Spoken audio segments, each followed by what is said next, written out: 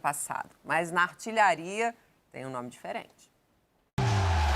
O Flamengo, que terminou o Brasileirão do ano passado assim, também teve alguns tropeços no início. Com 13 jogos disputados em 2019, o time tinha os mesmos 24 pontos que tem em 2020, depois de 13 partidas. São 7 vitórias, 3 empates e 3 derrotas. Mais uma vez, o time persegue Jorge Sampaoli. Em 2019, o argentino liderava com o Santos. Agora, com o Atlético Mineiro. O Flamengo está novamente na cola do líder, mas com um artilheiro diferente.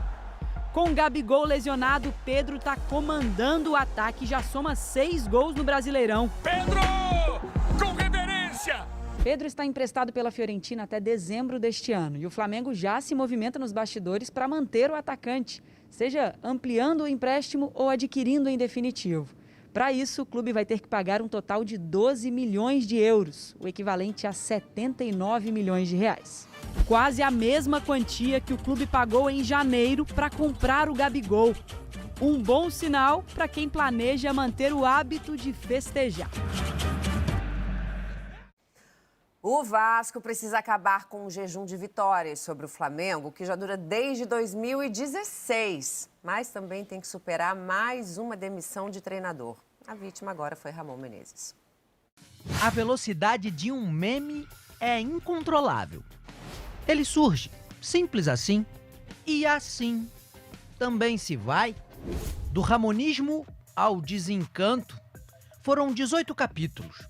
Pouco mais de 6 meses, com pontos altos logo no início. As vitórias nas 3 primeiras rodadas do Brasileirão levaram o time à liderança e mexeram com os torcedores.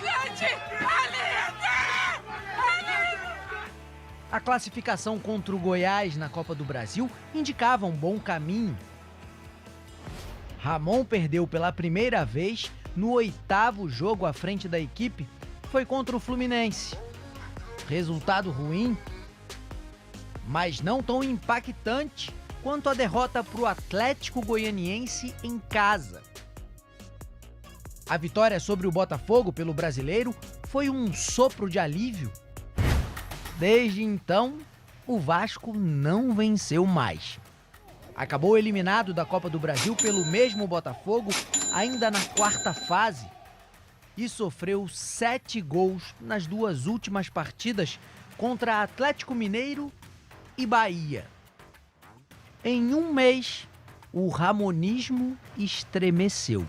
Eu acho que o Ramon tirou muito desses atletas e poderia tirar mais. O problema é a sequência do trabalho, ter todos os jogadores prontos. O Benítez cresceu muito na mão do Ramon, ele conseguiu tirar o melhor do Benítez. Houve uma precipitação enorme nessa demissão do Ramon e isso prejudica muito o que a gente quer para o futebol. O Ramon cometeu seus erros e muitos acertos. Ninguém imaginava que o time pudesse ficar.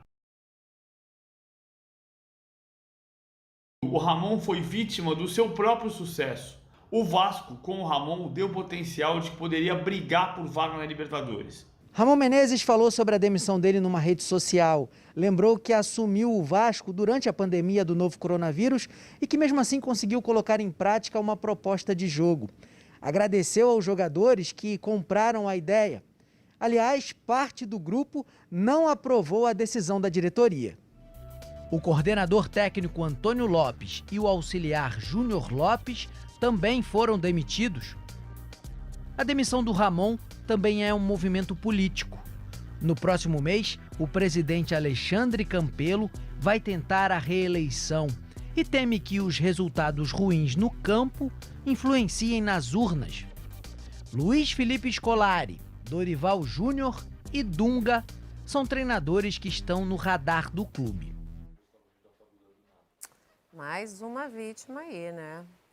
Dessa inconsequência dos nossos dirigentes. É uma coisa impressionante. A parte final é que me deixa assim... Sempre que acontece uma demissão, agora aparecem Dorival Júnior, Luiz Felipe Scolari E e Dunga. Dunga. Para qualquer time, para qualquer elenco, para qualquer ideia de jogo que você tenha. Ó, é mais um treinador que foi ele voltou a 2 rodadas, teve Covid também, né? Teve, não, agora tem Covid, o cara fica de fora, Aí quando o time volta, cai já- de produção, já aí volta quando ele volta ele é demitido. demitido, Isso. assim, tá virando praxe também, né? Virou moda. E como o PVC falou, isso acontece muitas vezes com diversos técnicos. O cara vira refém do sucesso inicial. Ele faz um trabalho muito melhor do que a expectativa no começo, depois o time cai de produção. Se você misturar os resultados e falar, olha, ele tem 52% de aproveitamento, né? É um aproveitamento de quem vai disputar a vaga na Libertadores.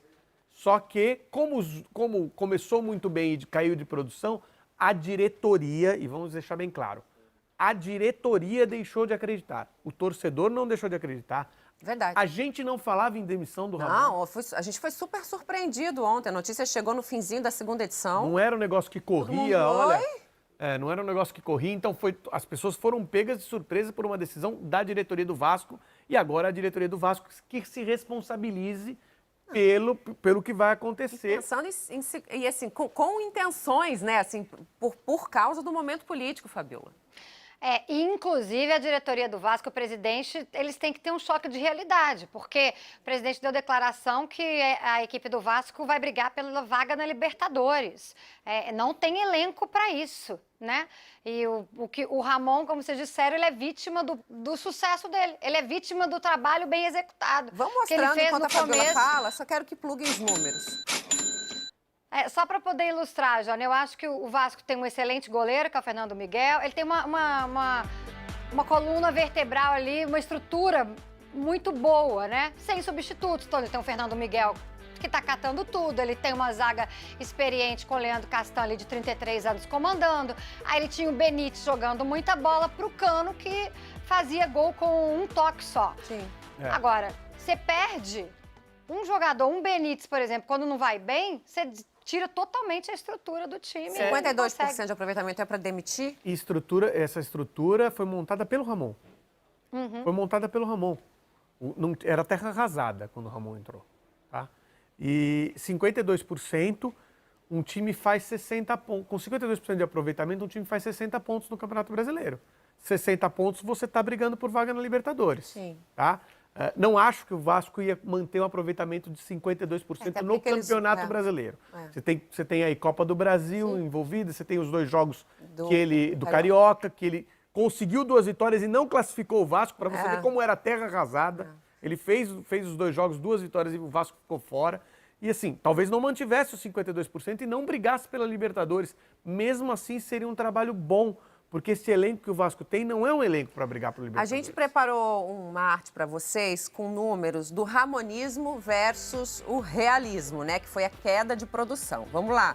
Até a 8ª rodada do Campeonato Brasileiro tinham sido 4 vitórias, 2 empates, apenas 1 derrota, com 11 gols pró, 5 contra, 14 pontos marcados e olha o aproveitamento.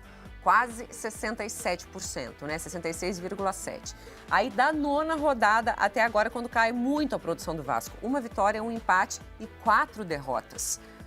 6 gols pró, 13 contra, com 4 pontos marcados e o aproveitamento de pouco mais de 20%. E respondendo à pergunta, qual é o verdadeiro Vasco brasileiro? O meio termo. Fica ali entre e um talvez ele fosse encontrar esse meio termo. Talvez ele fosse encontrar esse meio termo. Não ia recuperar o início do Campeonato Brasileiro e dificilmente ficaria também nessa situação de sequência de derrotas. Acho que faltou realmente... Essa questão de demitir ou não demitir, acho que tudo é muito interno. A gente não tem todos os dados para avaliar uma decisão de dirigente nesses casos. Mas a gente tem uma percepção do que está acontecendo e das informações que a gente tem. E nesse caso parece, em outros casos acho que tem alguma defesa, às vezes tem alguma defesa. Nesse me pareceu muito precipitado. Fabiola, e aí o nome mais forte é o de Luiz Felipe Scolari, de acordo com os dirigentes, eles identificaram que o Vasco precisa de um comando mais rígido, que os jogadores precisam olhar para a beira do gramado e ver um cara que impõe mais, sei lá, respeito. O Filipão, Ele tinha o Paulo Turra aqui em São Paulo, como assistente dele no Palmeiras, que é um cara jovem, com ideias novas. Sim. Então, como é que era o trabalho aqui? O Filipão, o paizão, né? O cara muito experiente, vitorioso no futebol. Não se questiona o currículo do Filipão, Lógico, maravilhoso. sim. Então, aquele cara que abraça os jogadores, que blinda os jogadores. E o Paulo Turra, mais específico no campo, no trabalho ali do dia a dia. O Vasco vai levar os dois profissionais? Porque funcionou enquanto teve aqui no Palmeiras essa divisão de tarefas aí. Não sei se vão os dois juntos lá pro Vasco. E assim, não custa barato contratar o Felipão, né? Não, e sinceramente... Para assim, clube que vive crise política, crise financeira. Dorival Júnior é um técnico que vem trabalhando, está aí no mercado, Sim. acabou de fazer um trabalho no Atlético Paranaense, não teve muito sucesso, mas vem trabalhando. O Felipão é um nome, tem uma marca, tem uma história, tem um grande currículo. Tem grife. Tem uma grife, mas já é um trabalho que a gente vem dizendo, os últimos trabalhos dele não foram empolgantes. Até fraco. Não, no Já Palmeiras não foi? Não, Ele foi mais... campeão brasileiro, né, com o Palmeiras. Sim, mas não foi empolgante. Com essa divisão de tarefas que a gente falou aqui. Não foi empolgante, mas enfim, teve o resultado. Teve o resultado, acho que muito pela estrutura também, que ele não vai encontrar no Vasco. Ah, não. Não vai, é muito Exato. diferente, tá? Não só em elenco, mas também Estrutura física mesmo. estrutura física também. Então, assim... Infra. Dunga, assim, eu nem cogito que para mim o Dunga não é técnico de futebol. O Dunga eventualmente fez alguns trabalhos como técnico de futebol. De vez em quando alguém chama o Dunga para, olha, tá sem técnico aqui, vamos continuar sem técnico, vem aqui e tenta fazer um trabalho. Mas ele não é um profissional, técnico de futebol profissional. Não, ele não tá constantemente no mercado. Então acho que não é um nome nem para se cogitar. Agora, Felipão e Dorival Júnior são dois nomes. Acho que tem outros nomes também, mas, sinceramente, para iniciar um trabalho, acho que vai causar um impacto. A demissão talvez cause um impacto mais negativo do que a manutenção. Agora vamos falar um pouquinho do jogo, né? Do clássico, um clássico importante. A gente tem números aí para vocês também dos últimos 15 jogos entre Vasco e Flamengo, com 6 vitórias do Flamengo, 9 empates. Tá vendo? Um daqueles empates é aquele 4-4, né? A Foi última uma vitória do Vasco foi na semifinal do Campeonato Carioca, no dia 24 de abril de 2016. É muito tempo. Olha, o Vasco tem uma camisa pesada, tem uma história gigante no futebol brasileiro, mas há alguns anos já mostra essa fragilidade da direção, de formação de elenco, de estrutura. Então isso aí é o reflexo do Vasco, que não é mais o Vascão, como os vascaínos gostam de falar. Na verdade é essa, o Vasco tem que se reinventar. E vai ser, assim, particularmente o jogo vai ser bem difícil, que o Flamengo vem crescendo muito, vem reencontrando aquele futebol do Flamengo no ano passado. A gente viu os números do Flamengo. Os números do Flamengo a essa altura do Campeonato Brasileiro são melhores do que os números do ano passado. Eles são iguais, mas o Flamengo estava mais distante o ano passado da liderança do que está hoje. É bem provável que o Flamengo chegue... O Flamengo chegou no final do primeiro turno do ano passado disputando a liderança e conquistou. E é provável que o Flamengo fique na mesma situação, chegue no final do primeiro turno, se não para tomar a liderança, pelo menos ali na briga, acho que já está, com o Atlético Mineiro. Então o time vai se acertando. Aquele problema que o Flamengo teve, o Flamengo saiu maior, o grupo, o elenco do Flamengo saiu maior do problema que viveu, do surto da Covid. E a bola vai lá dentro da área. Assim, o que acontecia com o Cano, acontece com o Pedro. Então, Você sabia que estava na hora já? Claro. A gente vai mostrar para vocês aí, olha, o duelo dos artilheiros. Olha que situação.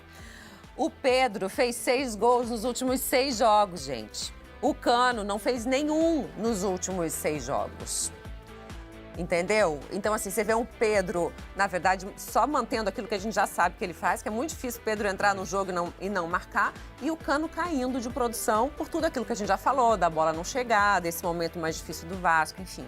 Mas é a grande esperança aí de repente, uma retomada para os vascaínos, Fabiola. Eu acho injusta essa comparação, porque o Pedro joga no maior elenco, melhor, mais do que maior, né? Mais importante que maior, é o melhor elenco talvez da América hoje, né? Então, acho injusta essa comparação. Mas é que o Cano estava numa fase que a bola encostava e entrava, né? Chegava menos, mas ele aproveitava. Mas eu Agora ainda não acho... chega. Então, olha o Pedro. Bom, o Pedro também tem muita técnica, né, gente? Ele não é só aquele cara que joga a bola para dentro do gol, não é. Não. Ele é um cara que, além de se posicionar muito bem, ele tem técnica mesmo. Ele é, inclusive, acho que ele é melhor que o Gabigol tecnicamente. Não sei. Não sei. Gabigol é muito bom tecnicamente também. Aí eu tenho dúvida. Que o Cano, eu não tenho dúvida. Ele é melhor tecnicamente que o Cano, embora o Cano seja muito prático. Cara que domina e finaliza, mas o Pedro dá mais opção de jogo, tem mais qualidade técnica, sem dúvida, e é melhor abastecido, o que faz toda a diferença para o centroavante. Quando a bola não chega, o centroavante não vai jogar. Principalmente esses caras. O Pedro ainda pode escapar um pouquinho da área para participar mais do jogo do que o Cano. Tem muitos centroavantes que estão anulados no Campeonato Brasileiro porque o time não produz e eles não conseguem sair da área. E o Pedro, para mim, é um potencial jogador de seleção